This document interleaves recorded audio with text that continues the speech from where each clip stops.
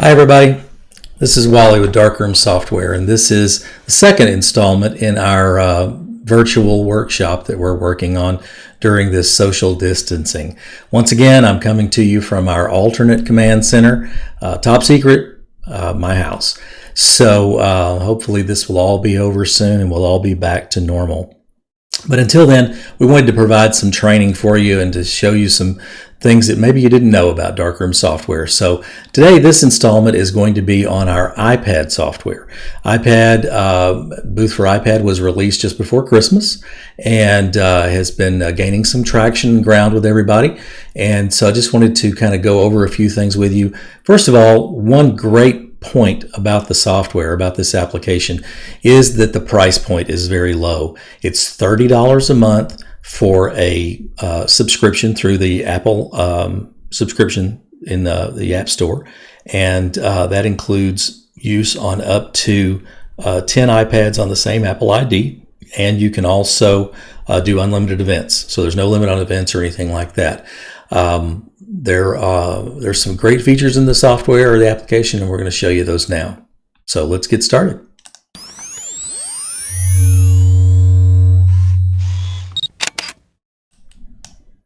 Okay, here we are. This is what it looks like when you first start the application.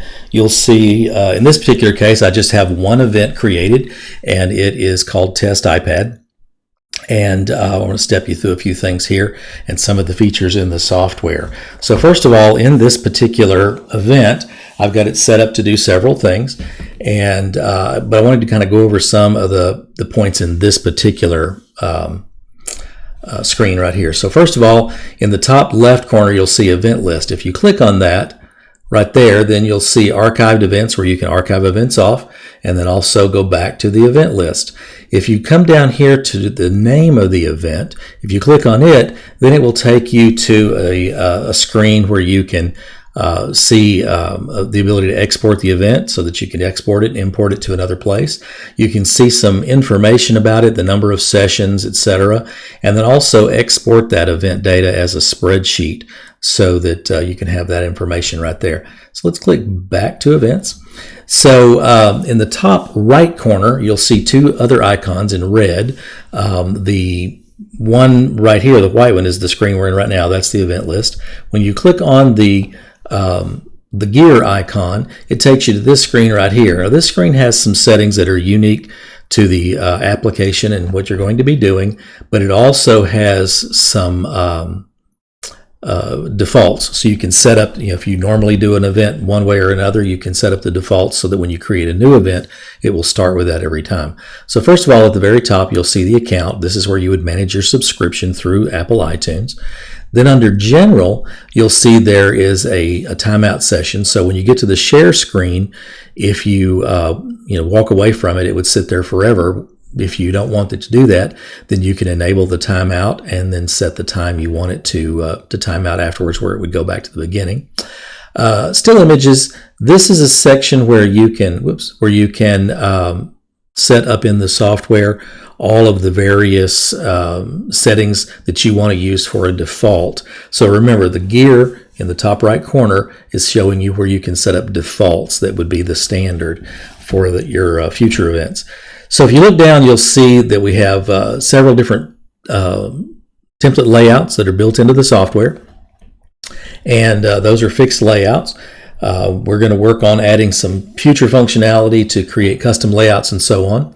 If you scroll down just a bit more, you'll see that you can choose a logo to insert on top of an image, or you can also choose an overlay. So if you choose an overlay, then you can choose various things, so on. If you look down below, you'll see Enable Green Screen.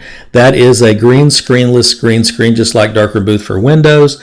Uses an internet connection and a service called remove.bg that you put in to the software, and it does it really nice, really good dropouts. Let's move on to the GIFs. This is where you would set up GIFs if you want to set up the defaults for the GIFs. Different settings there. I'm going to go back over all these in detail in the event itself, but here's where you would set up a burst mode GIF. Then you've got saving settings. So you can save several ways. You can do, first of all, you can save to the local iPad itself on the camera roll. You can also save to Dropbox or OneDrive and choose whether you want to save individual types of the session or all of them individually.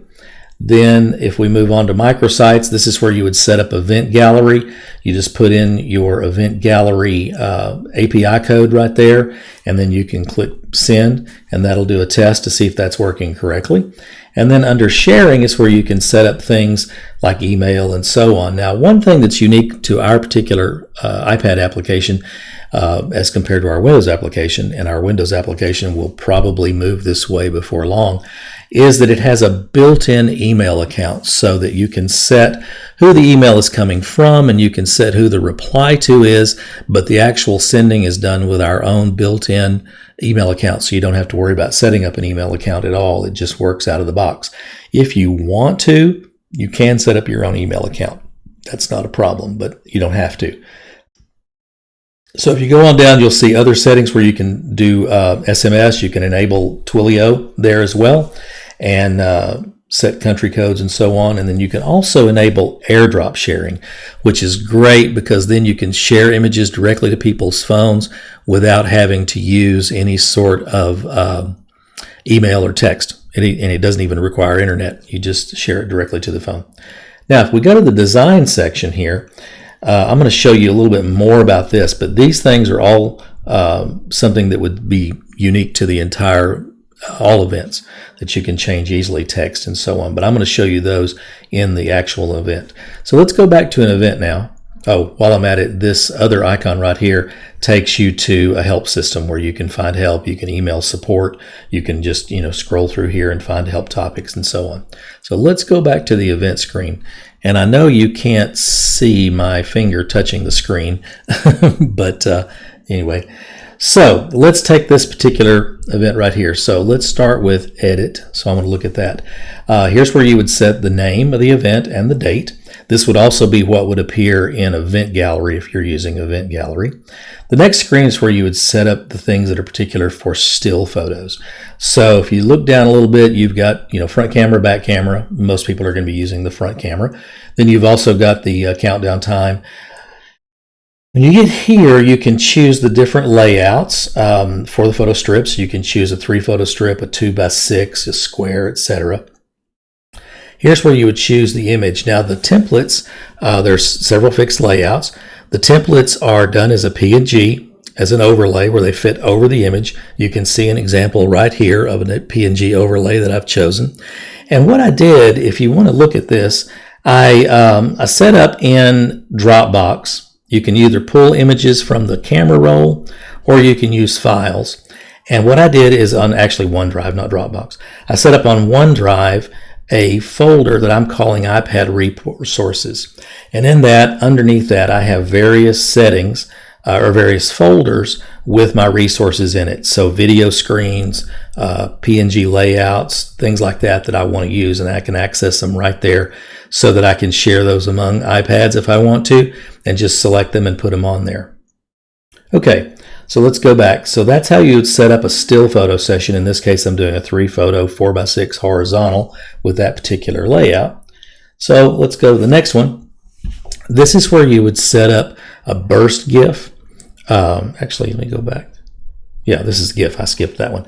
So you can set up a regular GIF. The difference between a regular GIF and a burst GIF is a regular GIF, it takes several photographs, several seconds apart, and then combines those to make a GIF. Where the burst GIF takes a series of very fast photos, almost like a video, and that is assembled to make a GIF. So you get different effects by doing either one. And in this case, they're single image templates. You can set the number of photos that are going to be taken. You can turn on the boomerang where it plays forward and backward. You can set the time delay between them, and you can set the playback speed. So it's very simple, just a few options, and you get some fantastic results. Here you would choose the overlay that you're going to be using. You can also choose to have animated overlay. So if you enable the animated overlay, then you can choose multiple overlays to have an animation effect. You can also display that overlay on the screen during the actual shooting so that people can see the composition of it and how the overlay fits over it. then you can also mirror that if you wanted to, in case you need to have the overlay mirror to match the live view mirroring. All right, let's move on to the burst GIF. This works the same way, has all the same settings, only instead of just 3 seconds between photos, it's a much faster series of photos. You also have the speed settings and so on, and then you can add all of your animations here. In this case, you can add up to 15 animations, so that, or the overlays, so that when it plays back, they animate on screen. So let's move on. Now here's where you would set up, you enable the microsite if you're going to be using the event gallery, and then what you want posted to the event gallery, so you could choose different things that you may or may not want. Then you can also choose Dropbox or OneDrive, either one, to link so that you can upload things to Dropbox or OneDrive, and there's where you can choose what you want uploaded. Currently, this application does use one of the cloud services, either Dropbox or OneDrive, to work with Twilio, so you need to have one of those enabled to work with Twilio. We are in the process of changing that to be more like Booth. So there's parts of the Windows Booth that we want to incorporate in the iPad version, and there's parts of the iPad version we're going to be migrating over to the Windows version. So watch out for those things right there. So let's click next. Now here's where you would turn on email sharing. You can choose whether you're going to send as a GIF file or an MP4.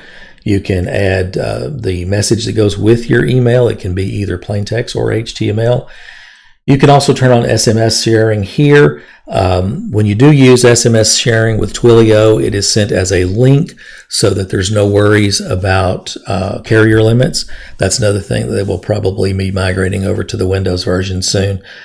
Carrier limits are a big problem with sending out GIFs and things like that because of the file sizes and rejected by the carriers. So we're going to migrate that over to the Windows version too. So you can set the country code so that people don't have to type in their country code every time if you're using Twilio, and then also enable AirDrop sharing. Now you can save that. Now let's try a session here. So here we go. So I'm going to press start. Now this is a pre-start checklist. It's just a quick little rundown where you can check your battery space or battery capacity, your storage space, the Wi-Fi connected, etc.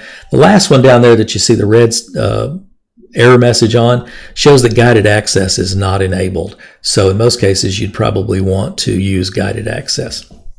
So I'm going to press Start Event. And then if you look at this little message right here before you go into the event just tells you that to exit the booth mode, you want to touch each corner starting with the top left, top right, bottom right, and you just touch each corner 1, 2, 3, 4, and that exits out. So let's start a session. Okay. Now in the main settings, I've added a video start screen. So this will just loop over and over again until you touch the screen.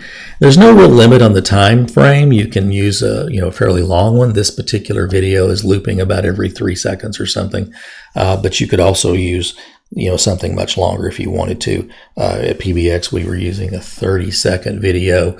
I've tested with as much as 3 minutes long. So you could use something like that to do branding so that when you're doing an event for a customer, they can see all of your branding and everything. So let's touch that and move on.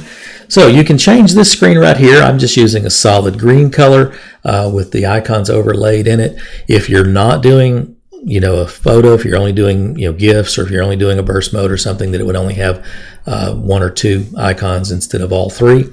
The background can be changed to whatever you want. It's just simply a JPEG or a PNG, and that can include branding or anything else that you want to do. So let's take a still photo. The shape of the live view changes to match the ratio of the image chosen with the overlay. And it does our 3 photos, and then it displays the final result there. You can see where I've added some branding and graphics to add some interest to this particular screen, but you can do that on the other screen as well. At the bottom, you'll see share via email, share via SMS, and share via AirDrop. All three of those options you can turn on or off depending on what you're offering, and they will stay there until you click on done or until the timeout that you have set is reached. So that allows multiple people to do whichever one they want. So if you have several people in a session, one of them might want to email it, one of them may want to SMS it, and the other one can airdrop. So as soon as you do one, it just goes right back to this screen so you can do it again. Once you're done, you click done and you go back to the start screen. So let's try an animated GIF now. So let's touch the screen. This time let's do a burst mode. Okay, so there's my finished GIF. Now you see how fast that is? Now this is an iPad Pro, but even on a lowly old 5-year-old iPad Air, it does really fast. It's amazing how well that's done and how tight the code is to make it do that fast. So again, you can email, SMS, and airdrop, and we can also exit. Okay, so if you touch again, you can do this. Shows the animated or the overlay on top of the image. There's 3, 2, 1. There's my pictures, several seconds apart, and there's my animated GIF. Again, very fast. Okay, so I can touch done. Now, if I want to exit from this, I touch all 4 of the corners. I know you can't see my finger doing that, but I just exited by touching the corners 1, 2, 3, 4, and so I'm back out. Now, one of the things I want to show you now is we get a lot of questions about printing. How can you print from this iPad?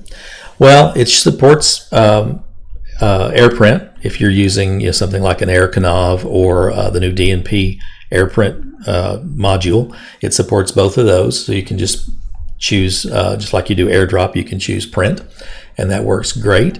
The other thing that you can do is you can use our Hot Folder app. So what I'm going to do is I'm going to drag over here now and show you our Hot Folder app. Okay, so let me get out of this. Hold on just a second. There we go.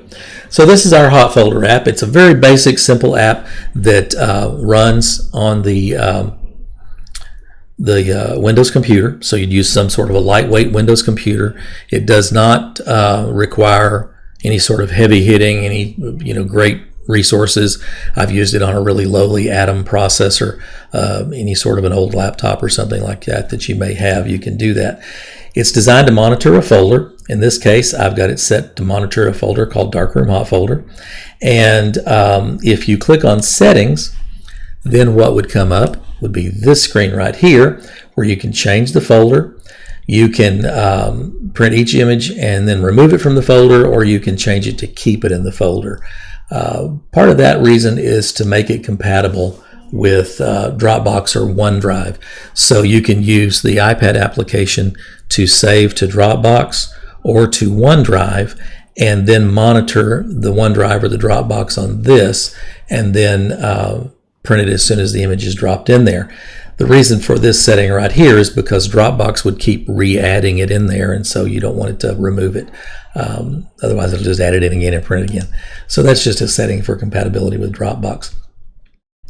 You can do a lot of different things. If you're using a built-in driver printer, so I've got a DS40 here plugged in, I'm going to turn it on, and so what we'll do is let that turn on and come up to power, and then I'll show you how it just detects the printer and it just works. So you see right there, I didn't do anything except turn the printer on. It detected that I had a DNP DS40 with 4x6 media. It's ready to go. So now any image dropped into the folder that it's monitoring would get printed as a 4x6 or a 2x6. If you dropped in a single 2x6, it knows to do that and switches back and forth. You can also use Windows printers, so you would just choose, use Windows printer. If you do that, then you click here to set up the printer and point it to the driver. So I'm going to keep using the DNP. You can set the number of copies. You can also set the cut specifically to force it to cut to 2x6, or to auto-determine the size. So this auto-determine size is a great feature, because if you were offering, say, a square image, you could actually use multiple iPads, all monitored like on a Dropbox or a OneDrive, and each one doing a different size. So you could do 2x6, 4x6, and 6x8, all with 6x8 media, and it would alter the size and print the correct size. So that's also very handy. Next step down here is it also, Hot Folder app also uploads to Event Gallery. So if you're using a software that's not supported by Event Gallery like our iPad or our Windows version, you can check the box here, set up your Event Gallery, and any image dropped into the Hot Folder would be forwarded to the Event Gallery. You can also set this to start up with Windows, so you just turn on the computer and it would come up and go from there and on its own without having to start it. So I'm going to click OK. And then a couple other things I wanted to show you as well. Let me open that back up. So here we go. The next thing is the print queue. So if you need to, you can click right here and open a print queue. I don't have anything in the print queue, but in this screen right here, what you would see is a thumbnail of all the images that are printed.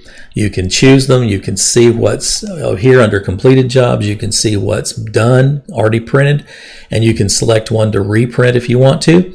You can also, under pending jobs, see what's waiting to be printed if you have a backlog. So that's a great feature for going back and reprinting something.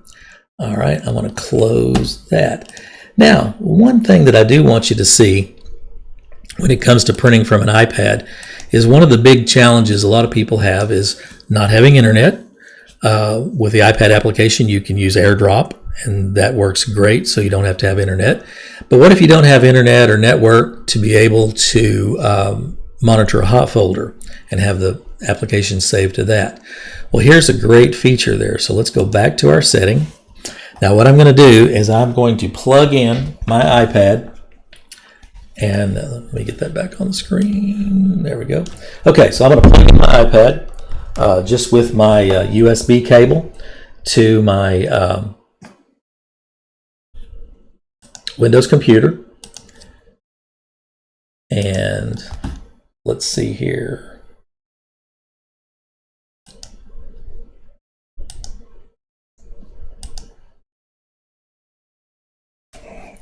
Oh, I got a thumb drive in there. It's hard to monitor. I'm going to restart. Hang on one second. Let me.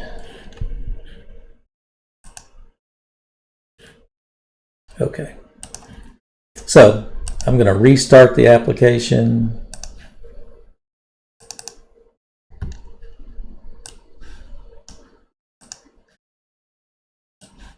All right. So now you'll see it's picked up my iPad. So all I did was plug in a USB. It's picked up my iPad. I just plugged in the USB normal cable from the Windows computer to the iPad, and now it's monitoring the iPad. So then in the iPad, you would just set it to save the print output to the camera roll, and anything saved to the camera roll from this point on would get automatically sent to the printer. So you have wired printing capability just with a little application running on a Windows computer between the iPad and the printer, and that just automatically prints as soon as the session's ended and saves the image. So that's our Hot Folder application and our Darkroom booth for iPad. I hope you enjoyed that, and we'll see you again the next tomorrow, I guess, for our next installment.